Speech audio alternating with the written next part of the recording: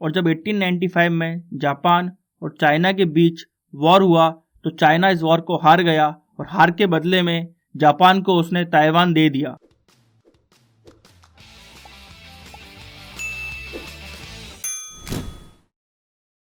Hello friends, welcome to crazy GK trick. आज हम इस वीडियो में बात करने वाले हैं चाइना और ताइवान के बीच बढ़ते टेंशन्स को लेकर। रिसेंटली चाइना के प्रेसिडेंट ने अपनी न्यू ईयर स्पीच में ये बोला कि वो चाहते हैं ताइवान को फिर से रीयूनिफाई करना चाइना में, और इसका जवाब देते हुए ताइवान की प्रेसिडेंट ने बोला कि चाइना अपनी मिलिट्री का यूज़ सोच समझ के करे। फ्रेंड्स, इस वीडियो में हम देखेंगे आखिर क्या स्टोरी है ताइवान की। नेक्स्ट हम देखेंगे किस तरह से रिलेशंस चेंज हुए हैं चाइना और ताइवान के बीच। इस वीडियो में हम इंडिया और ताइवान के रिलेशंस को भी डिस्कस करेंगे, चाइना फैक्टर को डिस्कस करेंगे। लास्टली हम देखेंगे क्या जियोपॉलिटिकल सिनेरियो है इस पूरे कॉन्फ्लिक्ट को लेकर।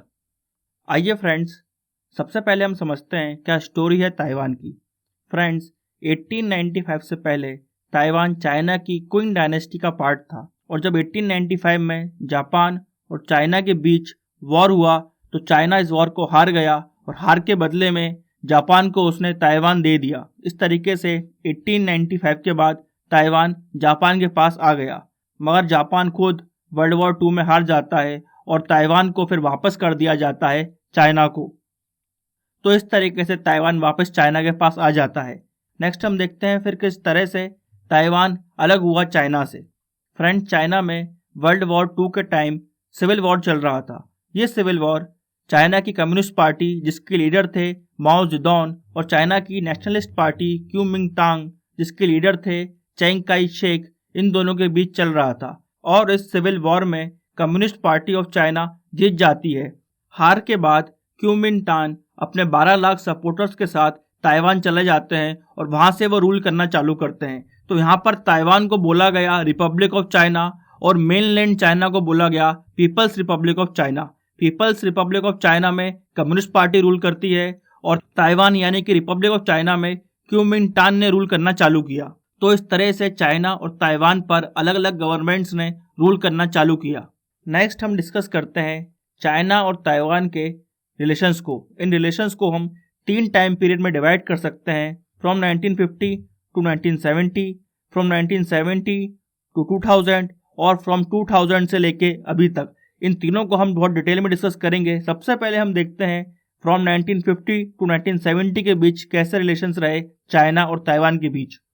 यहाँ पर यह बात नोट करना बहुत इंपॉर्टेंट है कि वर्ल्ड वॉर 2 के बाद यूएसए और यूएसएसआर के बीच कोल्ड वॉर चालू हो गया था। कोल्ड वॉर की वजह थी आइडियोलॉजी, जहाँ पर यूएसए कैपिटलिस्ट आइडियोलॉजी को बैक कर रहा था और यूएसएसआर कम्युनिस्ट आइडियोलॉजी को बैक कर रहा था। तो जैसा कि आपने देखा यहाँ पर मेनलैंड चाइना में यानी कि पीपल्स रिपब्लिक ऑफ चाइना में कम्युनिस्ट पार्टी थी, इसलिए यूएसए ने सपोर्ट करा ताइवान को यानी कि रिपब्लिक ऑफ चाइना को। तो यहाँ पर यूएन में भी सीट जो मिली वो ताइवान को मिली थी एज रिपब्लिक ऑफ चाइना, और ये रिकॉग्नाइज करा गया कि Taiwan is the legitimate government of China. यहाँ पर 2 इंपॉर्टेंट ट्रीटीज भी हम देखते हैं। सैन फ्रांसिस्को पीस ट्रीटी में जापान ऑफिशियली अपने पूरे क्लेम्स ताइवान पर खत्म कर देता है और officially Republic of China Taiwan को ट्रांसफर कर दिया जाता है। उसके बाद 1954 में रिपब्लिक ऑफ चाइना और यूएसए के बीच म्यूचुअल डिफेंस ट्रीटी साइन होती है, जहाँ पर यूएसए ये इंश्योर करता है कि वो ताइवान को हर तरीके से सपोर्ट करेगा अगेंस्ट एनी मिलिट्री एग्रेशन। ये सिनेरियो चलता है बिटवीन चाइना एंड ताइवान 1970 तक। 1971 में हम देखते हैं टर्न ऑफ इवेंट्स, जहां पर United Nations General Assembly recognise करती है पीपल्स रिपब्लिक ऑफ चाइना को as the only legitimate representative of China to the whole global body. ये बहुत बड़ा सेटबैक होता है ताइवान के लिए और ताइवान यहाँ पर अपनी यूएन की सीट छोड़ देता है। इस इवेंट के पीछे कारण होता है यूएसए के बीच और पीपल्स रिपब्लिक ऑफ चाइना के बीच रिलेशंस का इम्प्रूवमेंट। इसलिए यहाँ पर ताइवान को थोड़ा साइडलाइन कर दिया जाता है और पीपल्स रिपब्लिक ऑफ चाइना को ऊपर लाया जाता है। इस पीरियड में हम ये चीज़ भी नोटिस करते हैं कि चाइना और ताइवान के बीच भी रिलेशंस इंप्रूव होते हैं, क्योंकि दोनों कंट्री इस वक्त अपने इकोनॉमिक प्रोग्रेस की तरफ ध्यान देना चाहती थी। इसलिए उन दोनों कंट्रीज के बीच हमको कॉन्फ्लिक्ट देखने को नहीं मिलती है। 1980s में चाइना प्रपोज करता है 1 कंट्री 2 सिस्टम्स, जहाँ पर चाइना ये चाहता है कि ताइवान अपना सिस्टम ऑफ गवर्नमेंट फॉलो करे मगर एट द सेम टाइम वो पार्ट बन जाए एक ही कंट्री का। इस ऑफर को ताइवान रिजेक्ट कर देता है, मगर साथ ही ताइवान फ्रेंडली जेस्चर दिखाता है चाइना के तरफ जब वो रूल्स रिलैक्स करता है फॉरेन विजिट के और इन्वेस्टमेंट भी बढ़ाता है अपना चाइना में। उसके बाद 1991 में पीपल्स रिपब्लिक ऑफ चाइना और रिपब्लिक ऑफ चाइना के बीच चल रहे वॉर को एंड घोषित कर दिया जाता है। ये दिखाता है कितने इंप्रूव हो गए थे relation between China and Taiwan. अब हम समझते हैं ऐसा क्या हुआ अर्ली 2000s में जिसकी वजह से चाइना और ताइवान के बीच टेंशन चालू हो गए। फ्रेंड्स, यहाँ पर हम देखते हैं अर्ली 2000s में ताइवान के अंदर डेमोक्रेटिक प्रोग्रेसिव पार्टी के प्रेसिडेंट बनते हैं मिस्टर चैन 2004 में। और मिस्टर चैन और उनकी पार्टी का ये स्टैंड रहा है हमेशा से कि वो ताइवान को इंडिपेंडेंट करना चाहते हैं चाइना से। इसलिए चाइना 2000s के बाद और एग्रेसिव हो जाता है ताइवान की तरफ। चाइना यहाँ पर एंटी सिसेशन लॉ पास करता है। इस लॉ में चाइना बोलता है ताइवान एक इनसेपरेबल पार्ट है चाइना का और चाइना ताइवान को वापस इंटीग्रेट करने के लिए नॉन पीसफुल मेथड्स का भी यूज कर सकता है। तो बेसिकली चाइना ने यहाँ पर वार्निंग दी कि वो अपनी मिलिट्री का भी यूज कर सकता है ताइवान को फिर से चाइना में इंटीग्रेट करने के लिए। 2014 में हम देखते हैं सनफ्लावर मूवमेंट। ये मूवमेंट ताइवान में होता है जहाँ पर लोग सड़कों पे उतर जाते हैं और ये बोलते हैं कि वो नहीं चाहते कि चाइना और क्लोज आए ताइवान के और वो इंडिपेंडेंस चाहते हैं फाइनली चाइना से। इसके रिप्लाई में चाइना इंटरनेशनल कंपनीज को फोर्स करता है, प्रेशराइज करता है कि वो दिखाएं ताइवान को as a part of China. मगर 2016 में फिर से डेमोक्रेटिक प्रोग्रेसिव पार्टी की प्रेसिडेंट बनती हैं प्रेसिडेंट साई इंगवेन, जो जोर डालती हैं ऑफिशियल इंडिपेंडेंस फ्रॉम चाइना पर। वो एक नई पॉलिसी भी लेके आती हैं जिसका नाम है न्यू साउथ बाउंड पॉलिसी।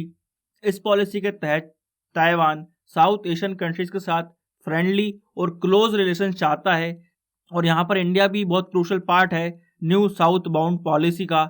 और हम ये भी देखते हैं 2020 में जब जो बाइडेन इलेक्ट होते हैं वो बोलते हैं ताइवान की तरफ उनका कमिटमेंट रॉक सॉलिड है और वो ताइवान के साथ खड़े हैं कोई भी क्राइसिस में।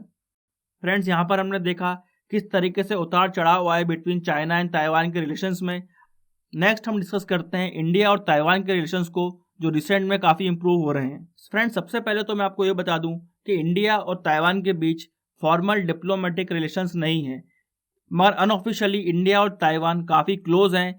इंडिया और ताइवान आइडियोलॉजिकली काफ़ी सिमिलर है, जहाँ पर दोनों countries mutual cooperation, mutual interest, commitment towards democracy, shared vision for multipolar world order, adherence to world peace and international laws पर जोर डालते हैं। फ्रेंड्स, मल्टीपोलर वर्ल्ड ऑर्डर का मतलब ये होता है कि वर्ल्ड में सिर्फ एक सुपर पावर ना हो बल्कि 4-5 कंट्रीज मिलकर पावर कंट्रोल करें और एक डेमोक्रेटिक वर्ल्ड ऑर्डर इस्टेब्लिश किया जाए। इंडिया और ताइवान के बीच ट्रेड, इन्वेस्टमेंट और टूरिज्म प्रमोट किया जा रहा है और रिसेंटली इंडिया और ताइवान के बीच फ्री ट्रेड एग्रीमेंट की बात भी चल रही है। इस एग्रीमेंट के अकॉर्डिंग दो कंट्रीज के बीच इंपोर्ट और एक्सपोर्ट ड्यूटी काफ़ी कम कर दी जाती है, जिस वजह से उन दोनों कंट्रीज के बीच इकोनॉमिक एक्टिविटीज़ काफ़ी बढ़ जाती हैं और दोनों कंट्रीज को इकोनॉमिक ग्रोथ में हेल्प मिलती है। नेक्स्ट, इंडिया खुद सेमीकंडक्टर मैन्युफैक्चरिंग हब बनना चाहता है और इसके रिगार्डिंग इंडिया ने रिसेंटली 76,000 करोड़ की स्कीम भी निकाली है, जहां पर इंडिया में अगर आप सेमीकंडक्टर बनाएंगे तो सरकार आपको कुछ इंसेंटिव्स देगी। और यहां पर ताइवान फेमस है सेमीकंडक्टर प्रोड्यूस करने के लिए, इसलिए इंडिया ने ताइवान की कंपनीज को इन्वाइट किया है कि वो इंडिया में आएँ और अपना मैन्युफैक्चरिंग प्लांट इंडिया में खोलें। फ्रेंड्स, ये दिखाता है कि इंडिया और ताइवान के बीच रिलेशंस काफ़ी अच्छे हैं और धीरे धीरे इंप्रूव हो रहे हैं। आइए अब देखते हैं चाइना फैक्टर को, जो इंडिया और ताइवान के रिलेशंस के बीच में काफ़ी इंपॉर्टेंट है। इंडिया और ताइवान के बीच फॉर्मल डिप्लोमेटिक रिलेशंस नहीं है। उसका कारण है चाइना की वन चाइना पॉलिसी। इस पॉलिसी के अकॉर्डिंग अगर आप ताइवान को as a sovereign country recognise करते हैं तो चाइना आपसे रिलेशंस नहीं रखेगा और चाइना और आपके बीच दुश्मनी और बढ़ जाएगी। रिसेंटली न्यूज़ ये भी आई है कि चाइना ने अरुणाचल प्रदेश के कुछ जगहों का नाम बदला है और अपने मैप पे उनका नाम पब्लिश करा है।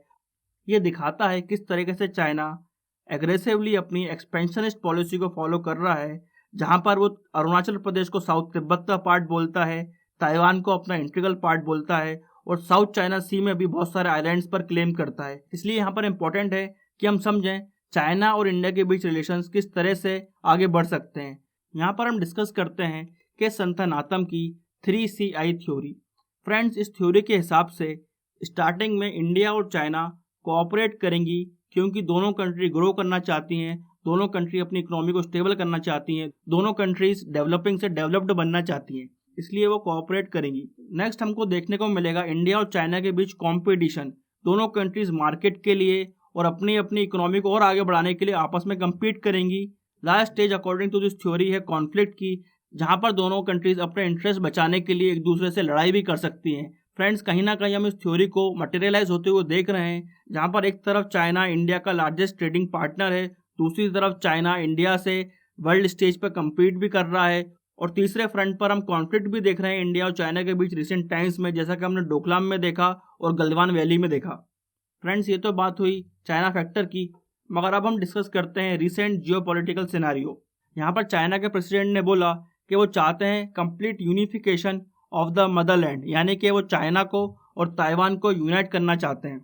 इसको रिप्लाई करते हुए ताइवान की प्रेसिडेंट ने बोला वो अपहोल्ड करेंगे values of freedom and democracy, वो अपनी टेरिटोरियल सॉवरेनिटी और नेशनल सिक्योरिटी को डिफेंड भी करेंगी। लास्टली उन्होंने बोला कि ताइवान चाहता है peace and stability in the Indo Pacific region. Friends, ये तो बात हुई दोनों प्रेसिडेंट्स के स्टेटमेंट की, मगर हम देखते हैं कि दिसंबर में यूएसए के प्रेसिडेंट जो बाइडन ने फर्स्ट डेमोक्रेसी समिट ऑर्गेनाइज की थी, जहां पर जो बाइडन ने चाइना को इनवाइट नहीं करा बल्कि ताइवान को इनवाइट करा, जो दिखाता है यूएसए अपनी पॉलिसी शिफ्ट कर रहा है ताइवान की तरफ और ताइवान को प्रमोट करना चाहता है against China. Next important event हम ये भी देखते हैं जहां पर जापान अपनी आर्मी एक्सपेंड कर रहा है, और यहाँ पर जापान डेफिनेटली सपोर्ट करेगा ताइवान को अगर कोई भी मिलिट्री एक्शन लेगा चाइना ताइवान के अगेंस्ट। तो कहीं ना कहीं टेंशन का माहौल क्रिएट हो रहा है इस पूरे रीजन में, जो काफ़ी इंपॉर्टेंट है इंडिया के लिए भी, क्योंकि इंडिया और चाइना की बॉर्डर पे भी हमने रिसेंटली कॉन्फ्लिक्ट्स देखी हैं, जहाँ पर 2017 में डोकलाम प्लेटू पर और 2020 में गलवान वैली पर चाइना और इंडिया के बीच कन्फ्रंटेशन हुआ। और फ्रेंड्स, रिसेंटली रशिया और यूएसए के बीच भी टेंशन्स बढ़ती हुई दिख रही हैं ईस्ट यूरोप में। ये पूरे इवेंट्स ग्लोबल कन्फ्रंटेशन की तरफ इशारा करते हैं और आने वाले समय में हमको कोई मेजर क्राइसिस देखने को मिल सकती है। फ्रेंड्स, यहाँ पर हमने चाइना और ताइवान का इशू इन डिटेल डिस्कस किया है। आई होप आपको हर चीज़ समझ में आई होगी, और अगर आप ऐसे और इन्फॉर्मेटिव वीडियो देखना चाहते हैं तो इस वीडियो को लाइक करें, शेयर करें और हमारे चैनल को सब्सक्राइब करें। फ्रेंड्स, मिलते हैं ऐसे ही किसी और इन्फॉर्मेटिव वीडियो के साथ। Till then, bye bye, take care.